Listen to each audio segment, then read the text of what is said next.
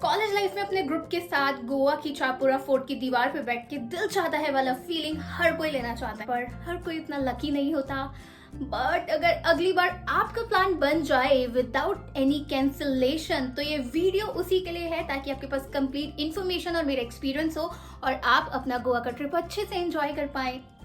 मैं पर्सनली एक बार दो बार नहीं, तीन बार गोवा घूम के आ चुकी हूँ, तो मुझे ऐसा लगता है कि मेरे पास उतनी इन्फॉर्मेशन और उतना एक्सपीरियंस है कि मैं आपकी हेल्प कर पाऊँ, ताकि आपका ट्रिप थोड़ा इजी बन सके। तो अब आते हैं अपने मेन टॉपिक पे और शुरू करते हैं।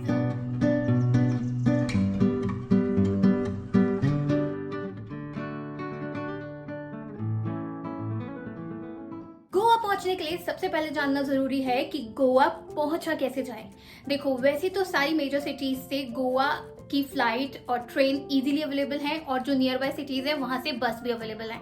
आप बहुत इजीली ट्रेन या फ्लाइट के थ्रू गोवा पहुंच सकते हैं। अगर मैं पर्टिकुलरली दिल्ली की बात करूं तो बहुत सी ट्रेन शेड्यूल होती हैं, पूरे हफ्ते चलती हैं, बट कुछ मेन ट्रेन हैं जो कम टाइम में आपको इजीली गोवा पहुंचा देंगी। सो सबसे पहले जरूरी है ये जानना कि गोवा कैसे पहुंचा जाए।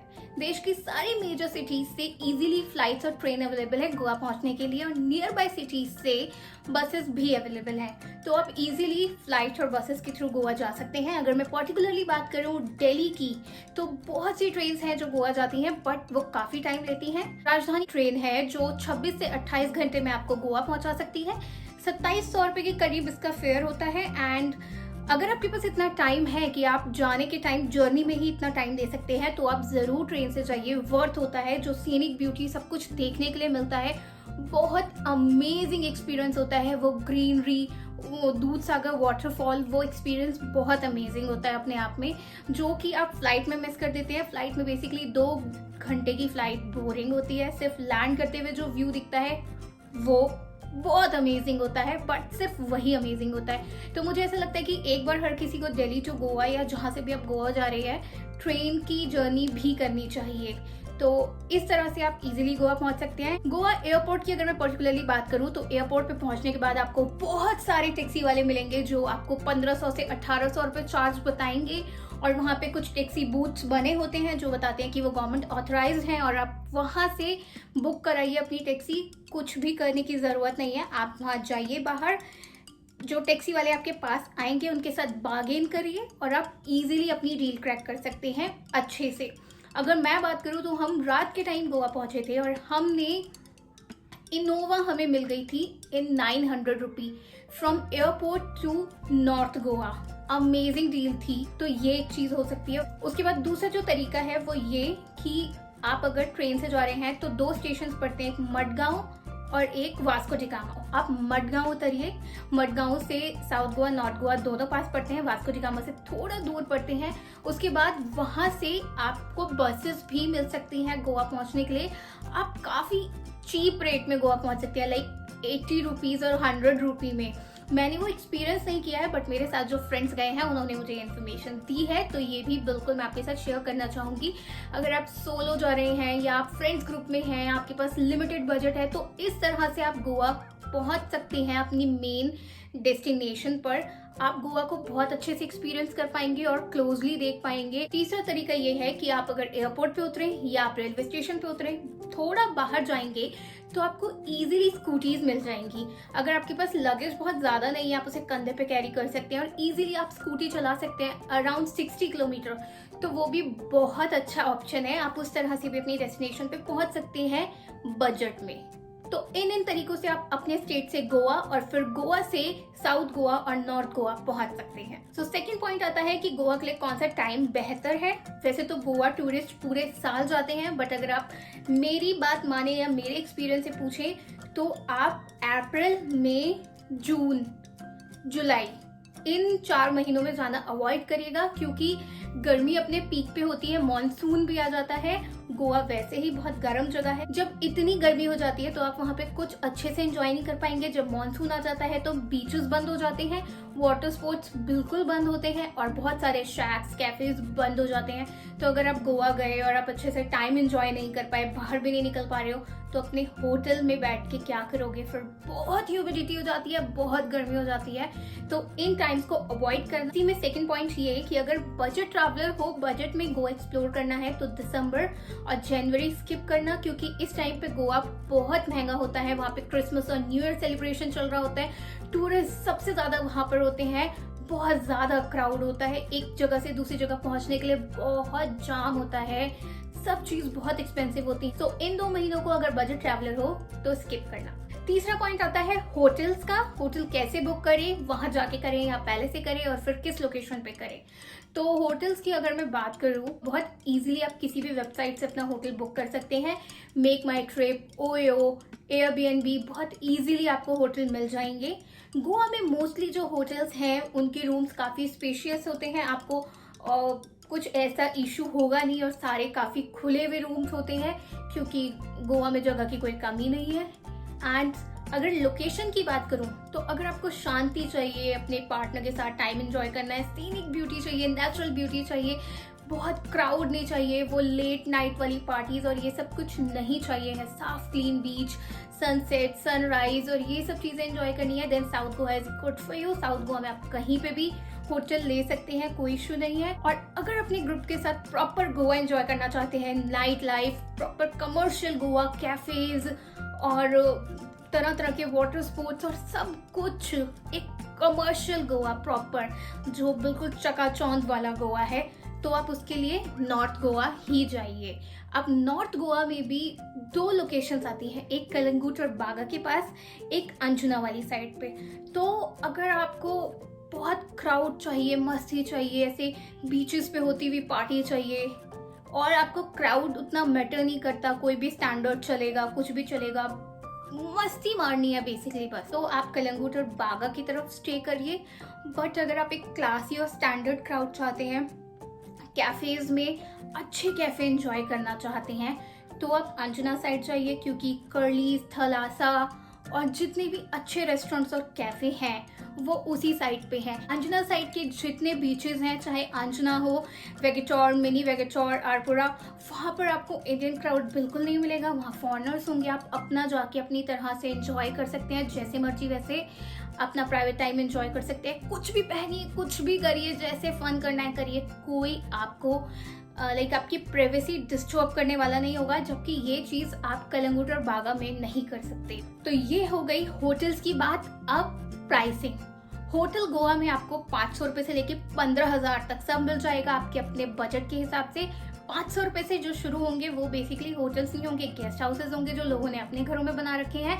बट अगर आप बजट ट्रैवलर है और आपको गोवा एक्सप्लोर करना है रेदर देन की एक प्रॉपर्टी एंजॉय करनी है, तो आप उन गेस्ट हाउसेज में इजीली रह सकते हैं, कोई इशू नहीं होगा, उन लोगों को भी कोई इशू नहीं होता। तो इस तरह से आप अपने होटल का बजट ट्राई कर सकते हैं। मैं अगर आपको 2 होटल्स बताऊं, रिजॉर्ट्स बताऊं, तो मैं जिनमें रुकी हूँ, एक है फैल्कॉन और एक है पाल्मेरीना। फैल्कॉन कलंगुट के पास है, कलंगुट और बागा से 300 मीटर की दूरी पे होगा, बट एक कॉम्पैक्ट रिजॉर्ट है, रूम्स अच्छे हैं, बट पूल वगैरह उतना बड़ा नहीं है, कुछ उतना स्पेशियस नहीं है। वहीं अगर मैं पाल्मेरीना की बात करूँ तो एक अच्छा बड़ा रिजॉर्ट है, प्रॉपर पूल है, फैसिलिटीज अच्छी हैं एंड स्टाफ अच्छा है। मुझे सब कुछ वहाँ पसंद आया, तो पाल्मेरीना भी चेक कर सकते हैं। प्लस पाल्मेरीना से कलंगुट और अंजुना दोनों मोस्टली इक्वल डिस्टेंस पे पड़ते हैं, आप किसी भी तरफ जा सकती हैं, तो वो चीज़ भी मुझे बेस्ट लगी। तो मेरे 2 होटल्स का रिकमेंडेशन ये थे जहां मैं खुद रुक चुकी हूँ। बाकी आप अलग अलग वेबसाइट्स पे लोगों के रिव्यूज पढ़ के भी होटल इजीली बुक कर सकते हैं। अब 4th पॉइंट आता है स्कूटी और कार। जब गोवा पहुंच गए हैं तो एक्सप्लोर करने के लिए कुछ ना कुछ तो चाहिए, चाहे स्कूटी चाहिए, चाहे बाइक चाहिए, चाहे कार चाहिए, चाहे थार चाहिए। तो एक सबसे पहला सजेशन इस मामले में ये है कि जिस भी होटल में रुके हो उस होटल के थ्रू कोई भी स्कूटी, गाड़ी कुछ भी बुक मत करो, कि जो वहाँ पे स्कूटी स्टैंड्स होते हैं, जो लोग बल्क में स्कूटी सप्लाई करते हैं, उन लोगों का पर्टिकुलर होटल के साथ एक कॉन्ट्रैक्ट होता है और एडवांस में ही उनको पैसा पहुंच जाता है होटल वालों को, तो उसके बीच एक कमीशन बंधी हुई होती है। तो जब आप स्कूटी ले रहे हो, उस स्कूटी में जो वो स्कूटी वाला है उसके चार्जेस के अलावा एक अलग अमाउंट भी फिक्स होता है उसके साथ। तो सपोज अगर आपको होटल से स्कूटी मिल रही है 300 रुपए की या 400 रुपए की, अगर आप बाहर जाके थोड़ा अलग जाके वही स्कूटी लेंगे तो बहुत चांसेस हैं वो स्कूटी इजीली आपको 300 रुपये में मिल जाए, जो 400 वाली है, और जो 300 वाली है वो 250 में मिल जाए बहुत इजीली। जब हम अभी रिसेंटली गए थे तो हमें होटल से 350 रुपये की स्कूटी मिल रही थी। जब हमने बाहर जाके स्कूटी हायर की तो हमें 250 रुपये की स्कूटी मिल गई। तो इस तरह से भी आप थोड़ा अपने बजट में कट कर सकते हो। स्कूटी का रेट 250 रुपये से शुरू होता है, डिपेंड करता है स्कूटी कौन सी ले रहे हो, क्या ले रहे हो, बट एक अच्छी स्टैंडर्ड स्कूटी भी 250 रुपये में अवेलेबल हो जाती है। ऑल्सो इट डिपेंड्स कि किस सीजन में ले रहे हो। तो अगर आप जनवरी के बाद, जनवरी मिड से जा रहे हो और मार्च तक जा रहे हो, अप्रैल में भी जा रहे हो, तो बहुत इजीली आपको स्कूटी इस रेट में मिल जाएगी। पेट्रोल आपका अपना होता है, बाइक्स और फिर कार्स की अलग चार्ज होते हैं। और अगर गाड़ियों की बात करें तो सेंट्रो जैसी कार इजीली 800 रुपये में मिल जाती है और थार शायद 1500 से 2000 रुपये एक दिन में मिलती है। एक चीज बहुत ध्यान रखना, सबसे पहले ये कि जब भी स्कूटी, बाइक, थार, कार जो भी लो, पहले ही उसे प्रॉपर चेक कर लेना, उसमें कहाँ पे स्केचेस हैं, कहाँ पे क्या सिचुएशन है, फोटो क्लिक कर लेना या एक वीडियो बना लेना, और पहले ही लेने से पहले उन्हें वो चीज दिखा देना, उनकी नॉलेज में वो डाल देना, नहीं तो वो सब कुछ आपके सर पे डाल के आपके चार्जेस बढ़ा देंगे। और दूसरी चीज ये, कार वगैरह अगर लो तो उसके ऊपर चढ़ के फैशन फोटोग्राफी बिल्कुल मत करना, बहुत भारी पड़ सकती है। मेरे कुछ फ्रेंड्स ऐसे ही कर रहे थे और उनसे उन्होंने 6000 रुपए निकाल लिए थे ना। अगर आपको लगे कि आप लोग तो बॉडी बिल्डर्स का ग्रुप हो, 6-8 लोग हो, कोई आपका क्या बिगाड़ सकता है, रिमेम्बर वन थिंग, आप उनके एरिया में हो, वो आपके एरिया में नहीं है। तो वो लोग इस मामले में बहुत रूड होते हैं और गोवा बहुत छोटा सा है। अगर आपको लगेगा आपने एक जगह से गाड़ी ली है और आप दूसरी जगह पे जाके कुछ भी मस्ती मार रहे हैं, तो उनको सब चीज़ों की नॉलेज होती है। वहाँ पे सर्कल बहुत स्ट्रांग होते हैं उन लोगों के आपस में, तो इस चीज़ का बहुत अच्छे से ध्यान रखना। 5th point is best places to visit. अब इसके लिए मेरा व्लॉग देख लेना, क्योंकि एक जगह मैं ऐसे मेंशन नहीं करा सकती। फर्स्ट डे जो व्लॉग है, 2 व्लॉग जो है स्टार्टिंग के, उसमें हमने सारा निपटा दिया है क्या क्या चीजें कहाँ पर हैं, क्योंकि तब हम सिर्फ एक्सप्लोर कर रहे थे जगहों को। शिवम मेरे साथ था और शिवम फर्स्ट टाइम गोवा गया था, तो उसको था कि पहले सारी चीजें हम निपटा ले, उसके बाद मैं डिसाइड करूंगा कि मुझे ज्यादा टाइम कहाँ पे स्पेंड करना है। तो उसके लिए आप व्लॉग देख सकते हैं। बट हाँ, यहाँ मैं इतना ही कहूंगी कि अगर आप अपने पार्टनर या फैमिली के साथ हैं और आप एक स्टैंडर्ड क्राउड चाहते हैं और अपना टाइम एंजॉय करना चाहते हैं, तो कलिंगुट बागा वाली साइड को इग्नोर करके अंजुना वाली साइड पे एंजॉय करिए। वो बहुत अमेजिंग प्लेस है, वहाँ आप कुछ भी एंजॉय कर सकते हैं जैसा आप चाहें, एंड वहाँ क्राउड बहुत स्टैंडर्ड होता है। फोर्ट्स वगैरह को आप स्किप कर सकते हैं, एक लाइट हाउस है और एक चारपुरा फोर्ट है। लाइट हाउस मोस्टली लोग जाते हैं सी व्यू एंजॉय करने, बट अगर आपको सी व्यू एंजॉय करना है ठंडी ठंडी हवा के साथ, तो आप चारपुरा फोर्ट जाओ, वहाँ से एक्सपीरियंस बहुत अमेजिंग होगा। चाहे कितनी भी गर्मी हो, वहाँ पे हमेशा ठंडी हवा चलती रहती है। वहाँ दीवार पे बैठ के उस सी व्यू को एंजॉय करना, और वहाँ से जो 2 बीचेस दिखते हैं, एक मिनी बेगेटोर और एक शायद चारपुरा, वो बहुत अमेजिंग फील होता है, तो वहाँ जा सकते हैं। अब गोवा जाने वालों का एक स्पेशल मोटिव तो वाइन और बियर्स भी होता है। मतलब अगर गोवा गए और अल्कोहल एंजॉय नहीं किया तो लोगों को मज़ा नहीं आता। तो अगर मैं उसकी बात करूँ यहाँ पर, तो मुझे उतना एक्सपीरियंस उस चीज़ में नहीं है, फिर भी हाँ मैं ये बता सकती हूँ कि दिल्ली से या किसी भी और स्टेट से काफ़ी कम रेट में वहाँ अल्कोहल मिलता है, चाहे वो बियर की बात करूँ या फिर वाइन की बात करूँ। दूसरी चीज़ ये कि अगर आप वही बियर या अल्कोहल, वाइन कुछ भी किसी कैफ़े में जाकर मंगवा रहे हैं, वहाँ पर ले रहे हैं, तो आप ये एक्सपेक्ट मत कीजिएगा कि वो भी जो वहाँ के चीप रेट्स हैं उस पर अवेलेबल होगी। नहीं, उस पर बहुत एक्स्ट्रा चार्जेस लगते हैं एंड वो ऑलमोस्ट डबल रेट पे होती है। तो अगर आपको अपने लिए कोई भी अल्कोहल या वाइन लेनी है, तो पहली बात कैफेज में मत लेना। दूसरी बात ये कि बीचेस के पास मत लेना, जो वहाँ पे ऑथराइज सेलर होते हैं उनसे ही लेना, तो आपको बहुत सही पड़ेगी, बजट में पड़ेगी, शायद नहीं पड़ेगी, इतना तो मैं बोल सकती हूँ, मिलेगी। अब एक लास्ट और सबसे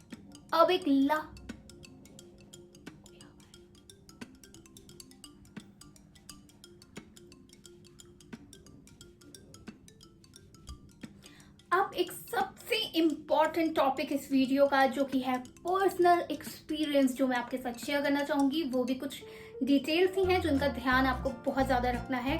तो कुछ कुछ लड़कियों के लिए भी टिप्स हैं और कुछ लड़कों के लिए भी टिप्स हैं। तो लड़कों के लिए सबसे पहला इजी ब्रीजी टिप ये है कि अगर आप अपनी गर्लफ्रेंड के साथ जा रहे हैं या अपनी पार्टनर के साथ जा रहे हैं तो अपने कपड़ों को पैकिंग करते हुए ऐसे इग्नोर मत करिए कि हम जाएंगे और हमारा क्या है, हम भी कुछ भी पहन लेंगे।